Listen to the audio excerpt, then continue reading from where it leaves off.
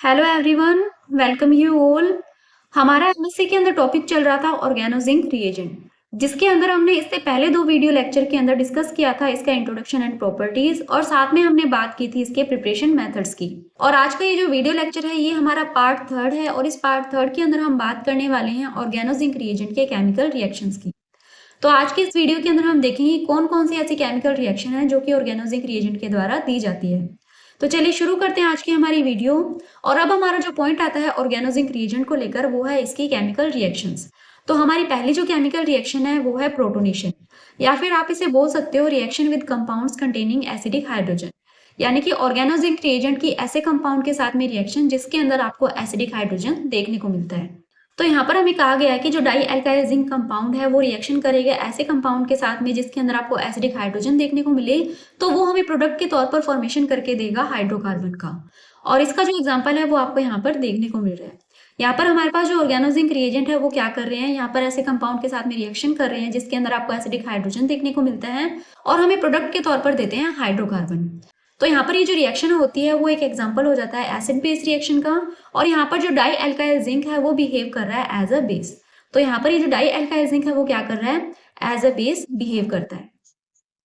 और यहाँ पर हम जिन कंपाउंड की बात कर रहे हैं जिसके अंदर आपको एसिडिक हाइड्रोजन देखने को मिलता है, तो इन कंपाउंड के एग्जांपल्स को हमने ग्रिग्नार्ड रिएजेंट वाली वीडियो के अंदर भी डिस्कस किया था। वहां पर हमने काफी सारे ऐसे कंपाउंड्स देखे थे जिसके अंदर आपको एसिडिक हाइड्रोजन देखने को मिलते हैं, जैसे कि C2H5OH, H2O, NH3। तो ये कुछ ऐसे कंपाउंड है जिसके अंदर आपको एसिडिक हाइड्रोजन देखने को मिलता है। जब ये रिएक्शन करते हैं ऑर्गेनो जिंक रिएजेंट के साथ में तो ये हमें देते हैं हाइड्रोकार्बन। तो ये होती है हमारी फर्स्ट रिएक्शन। इसके बाद में बात करते हैं हमारी सेकंड केमिकल रिएक्शन की।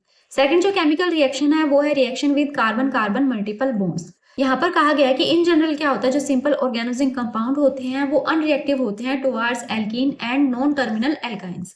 यानी कि जो एल्कीन और नॉन टर्मिनल एल्काइंस होते हैं उनके प्रति जो ऑर्गेनो जिंक कंपाउंड है वो अनरिएक्टिविटी शो करते हैं। लेकिन यहाँ पर एक एक्सेप्शन आ जाता है और वो एक्सेप्शन है एलाइलिक जिंक डेरिवेटिव का। तो ये जो एलाइलिक जिंक डेरिवेटिव है ये क्या करते हैं, कार्बन कार्बन डबल बॉन्ड और ट्रिपल बॉन्ड इन दोनों पर क्या कर सकते हैं, एडिशन रिएक्शन शो कर सकते हैं। क्योंकि ये जो एलाइलिक जिंक डेरिवेटिव होते हैं वो काफी ज्यादा रिएक्टिव होते हैं, और काफी ज्यादा रिएक्टिव होने की वजह से क्या कर सकते हैं, ये कार्बन कार्बन डबल बॉन्ड और ट्रिपल बॉन्ड पर एडिशन शो कर सकते हैं। और ये जो एडिशन होता है वो असिस्ट किया जाता है कॉन्जुगेशन, इलेक्ट्रॉन डोनेटिंग ग्रुप और कुछ सॉल्वेंट के द्वारा। तो ये कुछ कंडीशन है जिनके अंदर क्या होता है, जो एलाइलिक जिंक डेरिवेटिव है वो कार्बन कार्बन डबल बॉन्ड और ट्रिपल बॉन्ड पर एडिशन रिएक्शन शो कर सकता है। और इनके एग्जांपल आपको यहाँ पर देखने को मिल रहे हैं।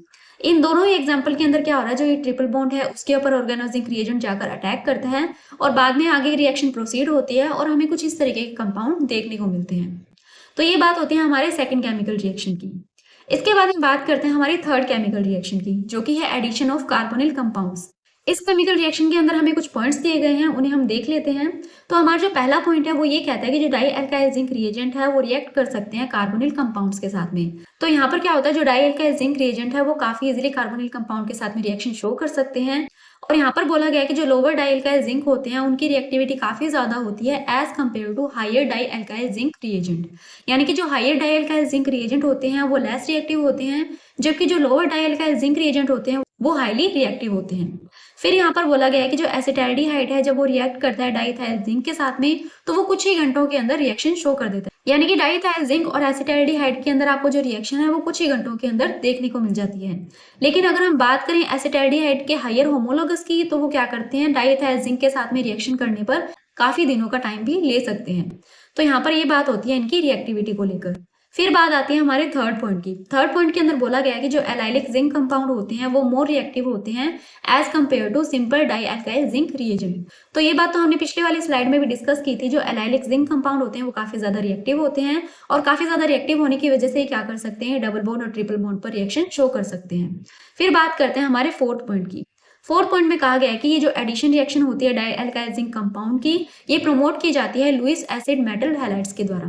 तो यहाँ पर जो लुईस एसिड मेटल हैलाइड्स है ये क्या करते हैं, इस रिएक्शन को प्रोसीड करने में हेल्प करते हैं। तो यहाँ पर आपको इस रिएक्शन का एग्जांपल भी देखने को मिल रहा है। इस एग्जांपल के अंदर हम लेते हैं एसिटाल्डिहाइड और इसकी हम रिएक्शन करवाते हैं डाईइथाइल जिंक के साथ में, और ये रिएक्शन होती है MgBr2 और ईथर के प्रेजेंस में, जिसके बाद में आपको इस तरीके का कंपाउंड देखने को मिलता है। और ये जो कंपाउंड है इसकी यील्ड होती है लगभग 60%। तो ये बात होती है हमारे एडिशन ऑफ कार्बोनिल कंपाउंड्स की। फिर इसके बाद में हमारा एक पॉइंट और आता है, और वो पॉइंट ये है कि अगर यहाँ पर alpha beta unsaturated carbonyl compound होते तो वहां पर आपको क्या देखने को मिलता, वहां पर आपको 1,2 एडिशन देखने को मिलता। तो इस केमिकल रिएक्शन के अंदर आपको यहाँ पर alpha beta unsaturated carbonyl compound देखने को मिल रहा है, और जब इस कंपाउंड की रिएक्शन करवाई जाती है जिंक की प्रेजेंस में, तो यहाँ पर आपको 1,2 एडिशन होते हुए दिखाई देगा। तो ये वाला जो कंपाउंड है ये क्या करता है, इस कंपाउंड पर जाकर 1,2 एडिशन शो करता है, और यहाँ पर कुछ इस तरीके का प्रोडक्ट का फॉर्मेशन करके दे देता है। तो यहाँ पर आपको क्या ध्यान रखना है कि जब भी alpha beta unsaturated carbonyl compound दिया गया हो, एडिशन किस मैनर में होगा, वो होगा 1,2 एडिशन। तो ये बात होती है हमारे थर्ड केमिकल रिएक्शन की। इसके बाद हम बात करते हैं हमारी नेक्स्ट केमिकल रिएक्शन। तो अगली जो केमिकल रिएक्शन है वो है रिफॉर्मेट्स की रिएक्शन। इस रिएक्शन के अंदर आपको देखने को मिलेगा कि हम यहाँ पर क्या करते हैं, अल्फा हेलो एस्टर लेते हैं और इसकी हम रिएक्शन करवाते हैं एल्डिहाइड या फिर कीटोन के साथ में। और यहाँ पर जो सॉल्वेंट लेते हैं वो इनर्ट सॉल्वेंट होता है और साथ में मेटल प्रेजेंट होता है, जिंक मेटल। जब हम इसकी रिएक्शन करवाते हैं तो हमें आगे क्या देखने को मिलता है, beta hydroxy ester as a product देखने को मिलता है, और इस केमिकल रिएक्शन को हम बोलते हैं रिफॉर्मेट्स की रिएक्शन। तो ये जो रिएक्शन है वो काफी इंपॉर्टेंट एप्लीकेशन हो जाती है हमारे ऑर्गेनोजिक रिएजेंट को लेकर। अब इस केमिकल रिएक्शन का जो मैकेनिज्म है वो आपको यहाँ पर एक्सप्लेन किया गया है। तो इस केमिकल रिएक्शन में क्या होता है, जो रिफॉर्मेट्स की रिएक्शन है ये रिएक्शन होती है zinc alpha halo ester carbonyl compound के साथ में, जिसके बाद में ये हमें एज अ प्रोडक्ट देते हैं बीटा हाइड्रोक्सी एस्टर। तो यहाँ पर क्या होता है, यहाँ पर आपको जिंक इनोलेट का फॉर्मेशन होते दिखाई देगा, और ये जो जिंक इनोलेट है ये आगे क्या करता है, कार्बोनिल कंपाउंड पर अटैक करता है, जिसके बाद में आपको फाइनल प्रोडक्ट के तौर पर बीटा हाइड्रोक्सी एस्टर देखने को मिलता है। और साथ में यहाँ पर एक लाइन ये भी बोली गई है कि जो स्टेरिकली हिंडर्ड कीटोन होते हैं वो किसी तरीके की कोई भी प्रॉब्लम पोज नहीं करते हैं इस केमिकल रिएक्शन में। यानी कि अगर हम यहाँ पर हिंडर्ड कीटोन लेते हैं तो भी क्या होता है, ये जो केमिकल रिएक्शन है वो काफी इजीली हो जाती है। और इस केमिकल रिएक्शन का जो मैकेनिज्म है वो आपको यहाँ पर देखने को मिल रहा है, जिसके अंदर हमें फाइनल प्रोडक्ट देखने को मिलता है बीटा हाइड्रोक्सी एस्टर। तो ये बात होती है हमारे फोर्थ केमिकल रिएक्शन की। इसके बाद हम बात करते हैं हमारी अगली केमिकल रिएक्शन। तो अगली जो केमिकल रिएक्शन है वो है रिएक्शन विद एसिड क्लोराइड। जब ऑर्गेनोजिंग कंपाउंड रिएक्ट करता है एसिड क्लोराइड के साथ में तो वो हमें फॉर्मेशन करके देता है कीटोन का। तो हमने यहाँ पर क्या लिया, हमने यहाँ पर लिया एसिड क्लोराइड और इसकी हम रिएक्शन करवाते हैं डाई इथाइल जिंक के साथ में। तो जब ये रिएक्शन करेगा तो हमें फॉर्मेशन करके देगा कीटोन का। तो यहाँ पर हमारा जो फाइनल प्रोडक्ट बन रहा है वो बन रहा है कीटोन। फिर बात करते हैं हमारी सिक्स केमिकल रिएक्शन की, जो कि है लोम्बार्डो रिएजेंट के थ्रू। यहाँ पर बोला गया है कि जो जिंक CH2Br2 और TiCl4 इन तीनों कंपाउंड का जो कॉम्बिनेशन है उसे हम बोलते हैं लोम्बार्डो रिएजेंट, और ये क्या करता है, ये कन्वर्ट करता है कीटोन को मिथाइलिन ग्रुप के अंदर।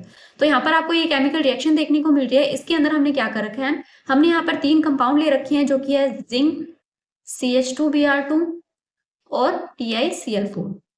तो इसके अंदर क्या होता है, ये जो जिंक है और CH2Br2 है ये आपस के अंदर रिएक्शन करेंगे और आपको इस तरीके का कंपाउंड देखने को मिलेगा। अब ये जो स्पीसीज है ये जाकर इस कीटोन पर अटैक करती है, और यहाँ पर ये जो TiCl4 था ये भी क्या करता है, यहाँ पर आकर रिएक्शन करता है और आपको कुछ ऐसा इंटरमीडिएट देखने को मिलता है। तो यहाँ पर ये जो इंटरमीडिएट है इसे हम बोलेंगे डाईमेटलेटेड इंटरमीडिएट, क्योंकि आपको इस इंटरमीडिएट के अंदर 2 मेटल देखने को मिल रहे हैं, एक है टाइटेनियम और दूसरा है जिंक। तो यहाँ पर आपको 2 मेटल देखने को मिल रहे हैं, इसलिए हम इस इंटरमीडिएट को बोलेंगे डाईमेटलेटेड इंटरमीडिएट। जिसके बाद में जब ये रिएक्शन आगे प्रोसीड होती है तो हमें फाइनल प्रोडक्ट के तौर पर देखने को मिलता है कि जो कीटोन है वो कन्वर्ट हो चुका है मिथिलीन ग्रुप के अंदर। तो यहाँ पर जो मिथिलीन ग्रुप है इसका फॉर्मेशन हो जाता है और आपको प्रोडक्ट कुछ ऐसा देखने को मिलता है।